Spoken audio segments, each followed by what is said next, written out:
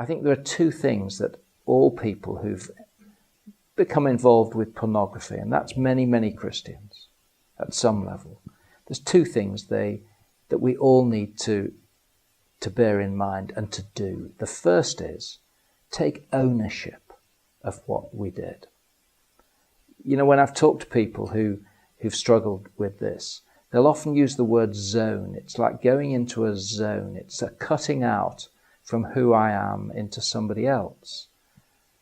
And they describe a kind of a zoning in which they cut themselves off from other aspects of their mental life. They just zone down, and you're in this zone of pornography access.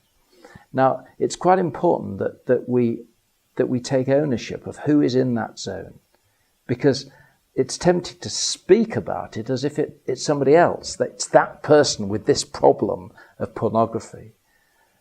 It's not that person, it's you.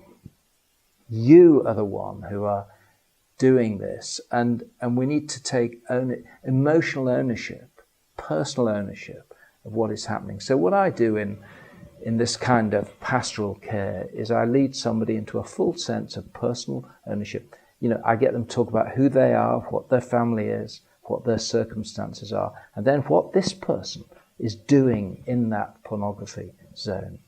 What this person, this elder of the church, this pastor, this Christian counselor, this believer, whatever their situation, what this person is doing in that zone, looking at these women and who they are and who they may be and what their story may be, so that we humanize what is often a very unhuman process. I think then, having fully owned this, we then come to confession and repentance. And it's important that we spend time bringing the Lord into this zone, or bringing this zone into our experience of Christ's love and forgiveness. And that is so important. People often jump to a kind of a counseling approach or an accountability approach before they fully, I think, owned and then confessed, repented of this process. So that's the first thing that's common, whatever the particular approach. That's what everyone needs to do.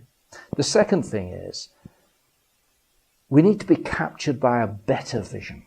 The whole point about pornography is that it's less. It's a distortion of something. And we need to get a picture again of what more means. The problem with many accountability approaches to pornography is that we end up thinking we've got to do less of something. We've got to be thinking about sex less.